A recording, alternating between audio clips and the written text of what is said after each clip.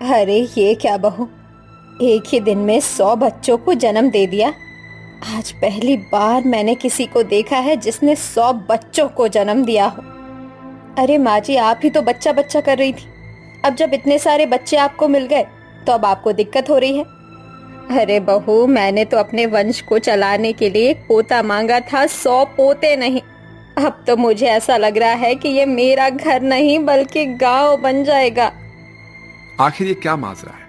मुस्कान जो कल तक बांझ थी, एक साथ 100 बच्चों को कैसे जन्म दे सकती थी? उसके पेट में इतने सारे बच्चे कैसे रह सकते थे? जानने के लिए हमें कुछ समय पीछे जाना होगा। माँ जी, ये लीजिए चाय। अरे हाँ बहू, लाला। बहू, समय पर चाय नाश्ता सब कुछ तो दे देती है, लेकिन इतने सालों बाद भी तू एक बच्चा नहीं दे सकती। शादी को 2 साल हो गए हैं तेरे, लेकिन अभी तक कोई खुशखबरी नहीं आई है। मेरी आंखें तो तरस चुकी है पोते पोती खिलाने के लिए, लेकिन मुझे नहीं लगता कि तू ये मुझे खुशी दे पाएगी। कहीं तू बांझ तो नहीं है बहू? नहीं नहीं माँ जी, ये आप क्या कह रही हैं? मैं बांझ कैसे हो सकती हूँ? अरे नहीं तो और क्या। आखिर अभी तक तुझे एक भी बच्चा नहीं हुआ है। गांव में देख, सबकी सास पोते पोतियां खिला रही है। तेरे साथ जितनी भी लड़कियां इस गांव में बहू बनकर आई थी, सभी अपने बच्चे लेकर घूम रही हैं। यहाँ तक कि हमारे घर की बकरी को भी 2-2 बच्चे हो गए, लेकिन तुझे ही बच्चा नहीं हो रहा है। अब जा, खड़ी खड़ी मेरा मुंह क्या देख रही है? घर में जा और खाना बनाने की तैयारी कर। तुझसे तो बस यही हो पाएगा। दामिनी रोती रोती घर के अंदर चली जाती है और इधर दामिनी। अरे अब क्या बताऊं, एक बहू लाई थी, 2 साल हो गए, अभी तक इस घर में बच्चे की किलकारियां तक नहीं गूंजी। कैसी बहू है, औरत के नाम पर तो कलंक है, कलंक। मुस्कान को अपनी सास की बातें कहीं बुरी लगती है। वो कमरे में जाकर रो रही होती है और खुद को कोस रही होती है। तभी उसका पति सुभाष घर आता है और मुस्कान को रोता हुआ देखकर उसके पास पहुंचता है। अरे मुस्कान, क्या हुआ? क्यों क्यों रो रही हो? अब क्या बताऊं सुभाष जी, आखिर मैं क्या करूं? रो नहीं तो और क्या करूं? हमारी शादी को 2 साल हो गए हैं, लेकिन अभी तक मेरी गोद में एक भी बच्चा नहीं है। अब तो सासू माँ भी मुझे ताने सुनाने लगी है कि मैं बांझ हूँ। अब तो मुझे भी लगने लगा है कि सच में मैं क्या बांझ हूँ। मैं इस खानदान को एक वंश तक नहीं दे सकती। अब मैं क्या करूँ, तुम ही बताओ। अरे नहीं नहीं मुस्कान, ऐसे रोया नहीं जाता। ऐसे मत रोया करो यार तुम। हाँ? ऐसे मतलब टूटो मत यार। हार नहीं मानना चाहिए इंसान को। हाँ? देखना, ऊपर वाले के घर में देर है अंधेर नहीं है। वो जरूर हमारी मनोकामना पूरी करेगा। हमें बच्चा जरूर मिलेगा। लेकिन कब सुभाष जी, कब? 2 साल हो गए हैं हमारी शादी को, और कितने साल मैं इंतजार करूं? अरे मुस्कान, तुम एक काम क्यों नहीं करती? मैंने सुना है कि पड़ोस के गांव में एक बाबा जी रहते हैं। वो सबके रोगों का इलाज कर देते हैं। तुम भी वहां पर जाकर बाबा जी से मिलकर आ जाओ। हो सकता है कि उनके पास कोई ऐसी जड़ी बूटी हो जिसे तुम माँ बन जाओ। हाँ, क्या कहती हो? क्या ऐसा हो सकता है? अरे हाँ हाँ मुस्कान, ऐसा क्यों नहीं हो सकता है? हम कोशिश तो कर सकते हैं ना।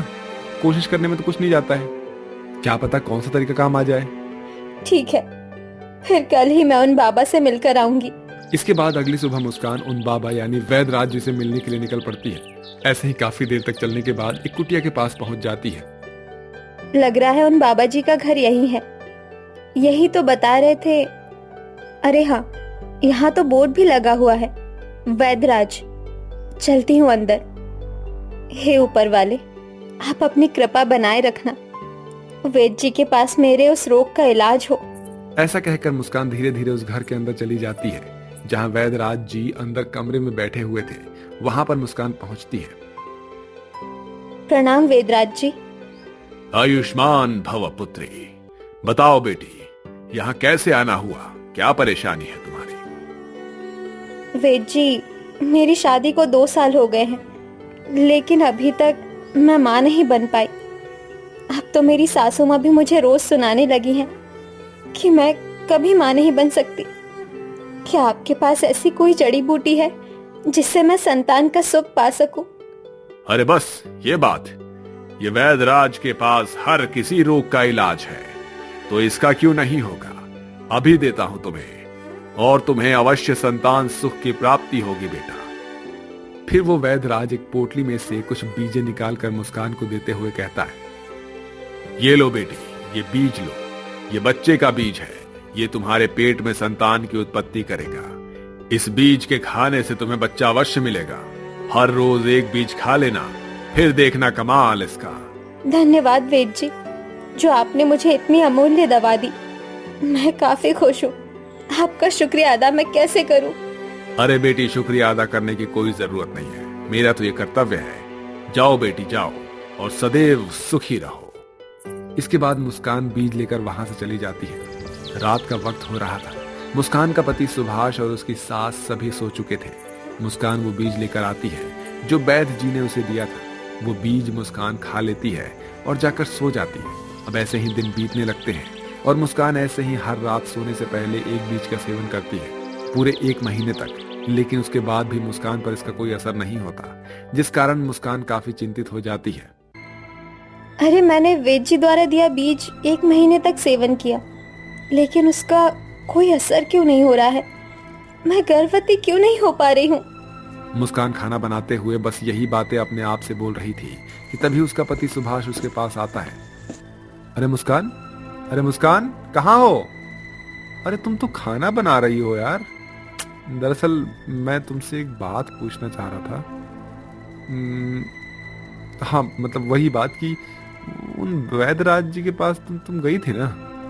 अरे हाँ सुभाष जी, मैं गई थी। वो वैद्यराज जी ने कुछ बीजे दिए थे खाने के लिए। मैं वो जड़ी बूटी वाले बीजे खाई 1 महीने तक, लेकिन देखो उसका कोई असर नहीं है। क्या करूं, मुझे कुछ समझ ही नहीं आ रहा है। मुझे लगता है उसे जड़ी बूटी बीज का असर खत्म हो गया था। तुम एक काम करना, कल तुम जाकर उन वैद्य जी से दोबारा मिलो। देखना वो दवाई बदल कर देंगे, तब तो पक्का असर होगा। मैं भी यही सोच रही थी। इसके बाद मुस्कान अगले ही दिन उन वैद्यराज के पास पहुंच जाती है। वैद्य जी, आपने कैसी जड़ी बूटी दे दी? मुझ पर तो उसका कोई असर ही नहीं हुआ। पूरे मैंने 1 महीने तक इसका सेवन किया। अरे मैं भी बस यही सोच रहा हूँ कि बीजें तुम्हारे शरीर पर काम क्यों नहीं कर रही हैं। रुको, मैं बीज बदल कर देता हूँ। ये लो, अब ये पहले वाले से 5 गुना तेजी से काम करेगा। ये काफी नायाब बीजें हैं, तुम इसे जरा संभाल कर खाना। अगर तुम्हें अपने शरीर पर कोई असर दिखे तो इसे खाना बंद कर देना। ठीक है बाबा। और इस तरह मुस्कान उन नायाब बीजों को लेकर वहां से चली जाती है। सोचने वाली बात तो ये है कि वो बीज काम क्यों नहीं किए। क्या हो गया मेरे बीजों को? लेकिन ये बीज तो काफी खतरनाक है। अगर इसने संभाल कर खाई तो ठीक है, वरना संतान की तो लाइन लग जाएगी भैया। इसके बाद हर रात को मुस्कान उन नायाब बीजों को खाने लगती है और ऐसे ही कुछ समय बीत जाता है, लेकिन मुस्कान पर इसका कोई असर नहीं होता। इसलिए वो उन बीजों को खाना नहीं छोड़ती है और लगातार खाने लगती है। ऐसे ही धीरे धीरे कुछ महीने बीत जाते हैं। अब मुस्कान का पेट धीरे धीरे बड़ा होने लगता है। अब मुस्कान को लगने लगता है कि वो गर्भवती है। अरे बहू, अरे ओ बहू, क्या कर रही है यहाँ बैठकर? जी माँ जी, वो मैं बैठी थी, काफी थक गई थी ना, और लग रहा है मैं गर्भवती हूँ माँ जी। क्या पागल वागल हो गई है क्या? इतने सालों से कोई बच्चा नहीं दे पाई, अचानक से कह रही है गर्भवती हूँ। अरे गैस वगैरह बना होगा, जाकर दवाई खा लेना, ठीक हो जाएगा। और जाकर मेरे लिए 1 कप चाय बना दे। ठीक है माँ जी, आप बैठिए, मैं अभी ला देती हूँ। मुस्कान का पेट काफी बड़ा हो चुका था। उसे चलने फिरने में काफी दिक्कतें आ रही थी। अब ऐसे ही धीरे धीरे वक्त बीतने लगता है और मुस्कान का पेट अब काफी बड़ा हो चुका था। अब वो ठीक से उठ बैठ भी नहीं पा रही थी और अचानक से एक रोज उसके पेट में बहुत तेज दर्द शुरू हो जाता है। माँ जी, मेरे पेट में बहुत दर्द हो रहा है। माँ जी, कुछ कीजिए ना। हाँ, रुक बहू, ये सब मेरे से अकेले नहीं होगा। मैं भी कुछ औरतों को बुला कर लाती हूँ। इसके बाद दामिनी गांव से कुछ औरतों को लेकर आती है और सभी औरतें मिलकर मुस्कान की डिलीवरी करती हैं। मुस्कान एक के बाद एक बच्चे को जन्म देती रहती है। अरे ये क्या बहन, तुम्हारी बहू तो बच्चे पर बच्चे पैदा कर रही है। आखिर ये सब कैसे हो रहा है? पता नहीं बहन, मुझे भी कुछ समझ में नहीं आ रहा। वहां मौजूद किसी भी औरत को ये समझ में नहीं आ रहा था कि आखिरकार ये मुस्कान के साथ क्या हो गया है। मुस्कान ने पूरे 100 बच्चों को जन्म दिया था। अरे माँ, मैं तो बाप बन गया। अरे हाँ बेटा, लेकिन ये नहीं जानेगा कि कितने बच्चों का। कितने बच्चों का? इसका क्या मतलब? अरे तेरी जोरू ने पूरे 100 बच्चों को जन्मा है। अब पता नहीं हम कैसे इन सभी बच्चों का पालन पोषण करेंगे। क्या? अरे माँ, मैं तो एक मामूली सा दिहाड़ी मजदूर हूँ। मैं कैसे इन बच्चों का संभालूंगा भैया? अरे मुस्कान, तुम ही बताओ अब कैसे क्या होगा? देखिए, एक समय था जब माँ जी भी मुझे बांझ कहने लगी थी।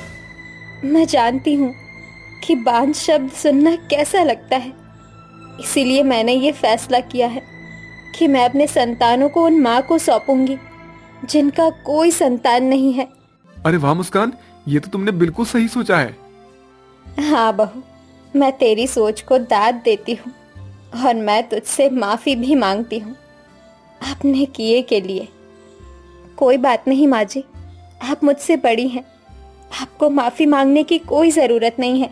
और इस तरह से मुस्कान के 100 बेटे जन्म लेते हैं, जिसमें से जो औरत माँ नहीं बन पाती है वो उन्हें अपना एक बच्चा दे देती है और उन्हें भी माँ बनने का सुख प्रदान करती है। और इस तरह अब सभी लोग हंसी खुशी रहने लगते हैं। लक्ष्मण जी, आज आप दुकान पर जाओ तो वहाँ के ग्राहकों को ये जरूर बता दीजिएगा कि दुकान 2-3 दिन के लिए बंद रहेगी। हाँ हाँ भाग्यवान, ये तुम्हें बोलने की मुझे कोई आवश्यकता नहीं थी वैसे, क्योंकि मैंने पहले से ही दुकान पर ग्राहकों को ये बता दिया है कि हमारे छोटे बेटे की शादी है, जिस कारण से कुछ दिनों तक दुकान बंद रहेगी। ये तो आपने बहुत ही अच्छा काम किया। बहू सुमन, जरा 2 कप चाय तो दे जाना, तुम्हारे ससुर जी को दुकान खोलने भी जाना है। जी माँ जी, आई मैं अभी लेकर। इसके बाद सुमन उन दोनों के लिए चाय लेकर आती है और दोनों सास ससुर मिलकर चाय पीते हैं और उसके बाद लक्ष्मण दुकान पर चला जाता है। दरअसल ये कहानी है सुजाता जी की, जो अपने पति लक्ष्मण और 2 बेटे विकास और विनय के साथ रहा करती थी। बड़े बेटे विकास की शादी तो सुमन से हो गई थी और वो काफी ज्यादा संस्कारी थी। वहीं सुजाता का छोटा बेटा विनय नीलम नाम की लड़की से प्यार करता था। नीलम आज की एक मॉडर्न लड़की थी। उसके बावजूद भी दोनों के परिवार वाले उनकी एक दूसरे से शादी करवाने के लिए तैयार हो जाते हैं। देखो विनय, अब हमारी शादी होने वाली है, लेकिन मैं तुम्हें एक बात साफ साफ कह दूं कि मैं तुम्हारे घर आने के बाद साड़ी वगैरह नहीं पहनने वाली। तुम्हें तो पता है ना कि मैं शुरू से ही मॉडर्न ड्रेस पहनती हूँ। हाँ हाँ बाबा, मैं समझ गया, लेकिन तुम भी तो मेरी बात थोड़ी सी रख लो। हाँ, कुछ दिनों तक तो तुम्हें साड़ी वगैरह पहनना ही पड़ेगा ना, वही रिश्तेदारों को दिखाने के लिए। अरे उसके बाद तो तुम जैसी मर्जी वैसे कपड़े पहनना, तुम्हें कोई रोकने टोकने वाला नहीं है, ठीक है? अच्छा ऐसी बात है, ठीक है, फिर मैं तुम्हारे लिए कुछ दिनों तक तो साड़ी वगैरह पहन लूंगी। इस तरह कुछ दिनों बाद विनय और नीलम की एक दूसरे से शादी हो जाती है और नीलम बहू बन के अपने ससुराल आ जाती है। आइए देवरानी जी, आपका बहुत बहुत स्वागत है। आज से ये आपका भी घर हो गया है, क्यों, है ना माँ जी? हाँ हाँ बड़ी बहू। चलो नीलम बहू, अब इस कलश को पैर से गिराकर अंदर आ जाओ। जी माँ जी। ऐसा कहकर नीलम उस कलश को गिराकर अंदर की ओर आ जाती है। इसके बाद उसकी देवरानी उसको उसका कमरा दिखाती है। कमरा तो बहुत बढ़िया है जेठानी जी, लेकिन अब मुझे बहुत तेज नींद आ रही है, क्योंकि शादी की वजह से मैं थोड़ा थक गई हूँ ना। क्या मैं थोड़ा सा आराम कर लूं? क्यों नहीं देवरानी जी? ऐसा कहकर सुमन वहां से चली जाती है और वहीं नीलम आराम करने लगती है। ऐसे ही रात हो जाती है और नीलम और विनय की सुहाग रात होती है। अगली सुबह। सुमन बहू, अभी तक छोटी बहू उठी नहीं क्या? आज उसकी पहली रसोई है, वो इतनी लापरवाह कैसे हो सकती है? वो माँ जी, लग रहा है कि वो कुछ ज्यादा ही थक गई हैं। कोई बात नहीं, मैं आज का चाय नाश्ता बना देती हूँ। हाँ हाँ बहू, आज का भी नाश्ता तू ही दे दे, वैसे भी मुझे दुकान पर जाना है। आज मैं पहले से भी बहुत ज्यादा लेट हो गया हूँ। अगर मैं रोज रोज दुकान पर लेट जाने लगा तो ग्राहक बुरा मानने लग जाएंगे। हाँ, मुझे भी मार्केट जाना है सामान लेने के लिए। जी पापा जी, विकास जी अभी लाई। इसके बाद सुमन अपने सास ससुर और पति को नाश्ता दे देती है और लक्ष्मण और विकास नाश्ता करके अपनी दुकान जाने लगते हैं। कुछ समय बाद सुजाता की छोटी बहू नीलम अपने कमरे से बाहर आती है। गुड मॉर्निंग मम्मी जी। अरे बहू, गुड मॉर्निंग गया तेल लेने। तूने ये कौन सा ड्रेस पहना है? अरे अब तो इस घर की बहू है, कम से कम तुझे इतना तो समझ होना चाहिए कि तुझे तेरे ससुराल में क्या पहनना चाहिए। ओ मम्मी, इसमें क्या दिक्कत है? ये भी तो आखिर कपड़े ही हैं। हाँ कपड़ा तो है, लेकिन तुझे इतना तो समझ में आ रहा होगा कि तू इस घर की बहू है। तूने अपनी जेठानी को भी तो देखा होगा, कैसी है वो, साड़ी पहनती है। देखिए मम्मी जी, मैं आपको साफ साफ बता दूं कि मैंने ये साड़ी पहनने का ठेका नहीं ले रखा। मैंने वैसे भी विनय को ये सब पहले ही बता दिया था कि मैं यहाँ आकर भी अपने हिसाब से ही कपड़े पहनूंगी। अरे छोटी बहू, ये तू कैसी बातें कर रही है? कुछ तो शर्म लिहाज कर।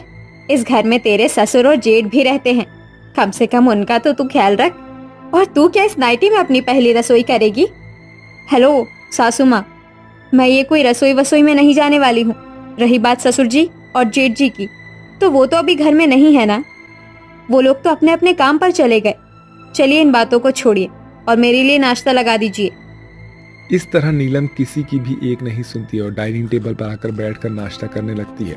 ऐसे ही अब दोपहर का समय हो जाता है और वो शॉर्ट ड्रेस पहनकर अपनी सास से कहती है, माँ जी, मैं गांव में घूमने जा रही हूँ। बहू, घर की बात अलग थी, अब क्या तू गांव में ऐसे कपड़े पहन कर जाएगी? हमारी गांव में क्या इज्जत रह जाएगी। हाँ देवरानी जी, आपको ऐसे कपड़े पहनकर गांव में नहीं जाना चाहिए, आपको शोभा नहीं देता ये सब। अरे बस भी कीजिए आप दोनों। आप लोग तो मेरे आए हुए एक दिन नहीं हुए और आप लोग अपना हुक्म मेरे ऊपर चलाने की सोच रहे हो। आप दोनों साफ साफ सुन लीजिए, मैं आप लोगों की एक नहीं सुनने वाली हूँ। ऐसा कहकर नीलम गांव घूमने के लिए चली जाती है, जहां कुछ औरतें नीलम को देखकर आपस में बातें करने लगती हैं। अरे मेघा बहन, ये सुजाता की नई बहुरिया है ना, जो अभी कल ही आई है? अरे हाँ जीजी, आप तो बिल्कुल सही कह रही हैं।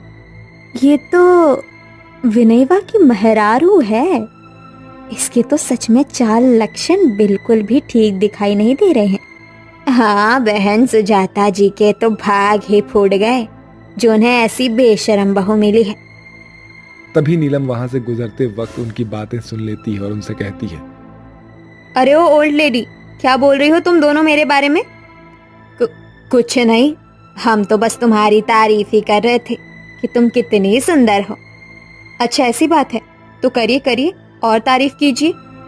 ऐसा कहकर नीलम वहां से चली जाती है। कुछ देर चलने के बाद उसके ऊपर कुछ लड़के कमेंट करने लगते हैं, लेकिन वो उन्हें इग्नोर करके आगे निकल जाती है। ऐसे ही अब वक्त गुजरता है और शाम को सभी घर आ जाते हैं, जहां सुजाता अपने बेटे विनय को आज की पूरी घटना के बारे में बताती है। विनय बेटा, आज तो तेरी पत्नी ने हद ही कर दी। उसने तो हमारी सारी इज्जत मिट्टी में मिला दी। तू ही जाकर उसे बोल कि इस घर में ऐसे कपड़े वो ना ही पहने तो अच्छा है। हाँ देवर जी, माँ जी बिल्कुल ठीक कह रही हैं। आज देवरानी जी ने तो हद ही कर दी। वो तो छोटे छोटे कपड़े पहनकर गांव में घूमने निकल गई। क्या सच में नीलम ने ऐसा किया?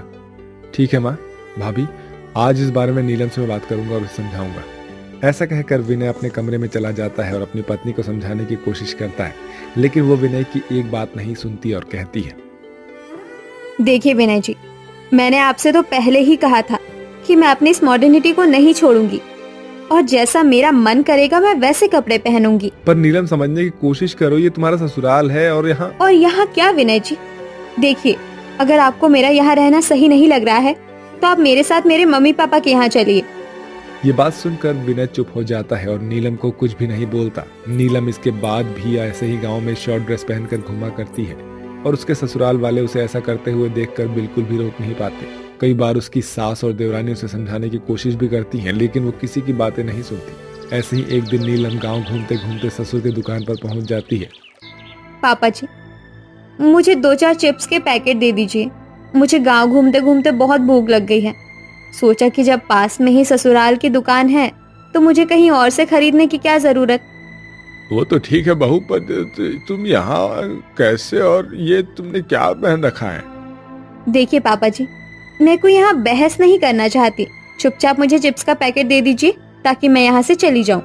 नीलम इस तरह से अपने ससुर के पास से एक चिप्स का पैकेट लेकर वहां से उन्हें पैसे दे देती है और आगे बढ़ जाती है। और आगे चलते चलते उसे कुछ लफंगे दिखाई देते हैं जो उसे देखकर काफी बातें कसने लगते हैं। यार क्या माल है यार ये। हाँ भाई, बिल्कुल कच्ची कली लग रही है। अरे वो छमक छल्लो कहाँ चली? ऐसा मारूंगी ना तुम तीनों को कि जमीन में धूल चाटते दिखाई दोगे। तेरी इतनी हिम्मत कि तू हमें हाथ लगाएगी? हैं? चलो दोस्तों, आओ इसे बताते हैं कि हम क्या चीज हैं।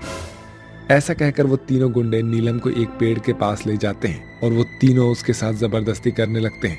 नीलम उनके चंगुल से निकलने की बहुत कोशिश करती है और अपनी मदद की गुहार लगाती है, लेकिन वहां कोई भी उसकी मदद नहीं करने आता। तभी वहां से गुजरते हुए उसकी सास और जेठानी की नजर उसके ऊपर पड़ती है। माँ जी, वो तो देवरानी जी है। हाँ बहू, और वो लड़के उसे पकड़ रहे हैं। चल जल्दी चल, नीलम को हमें बचाना होगा कैसे भी करके। ऐसा कहकर दोनों सास बहू अपने हाथों में लिए डंडे से उन गुंडों की पिटाई करने लगते हैं और दोनों बहू और सास मिलकर उन गुंडों को बहुत मारती है और उन्हें मार मार कर वहां से भगा देती है। छोटी बहू, तू ठीक तो है ना? हाँ देवरानी जी, कहीं आपको चोट तो नहीं आई? नहीं माँ जी, जेठानी जी, मैं ठीक हूँ। लेकिन आज अगर आप दोनों सही समय पर नहीं आती तो पता नहीं आज मेरा क्या होता। बहू, इसी वजह से तो मैं तुझे ऐसे कपड़े पहनने के लिए मना करती थी। माँ जी, मैं बहुत शर्मिंदा हूँ, मुझे आप दोनों माफ कर दीजिए। आप दोनों ने मुझे बहुत समझाने की कोशिश की, लेकिन मैंने आप लोगों की एक नहीं सुनी। लेकिन मैं आप दोनों से वादा करती हूँ कि आज के बाद ऐसे कपड़े बिल्कुल भी नहीं पहनूंगी। चल ठीक है बहू, अब तू रोना बंद कर।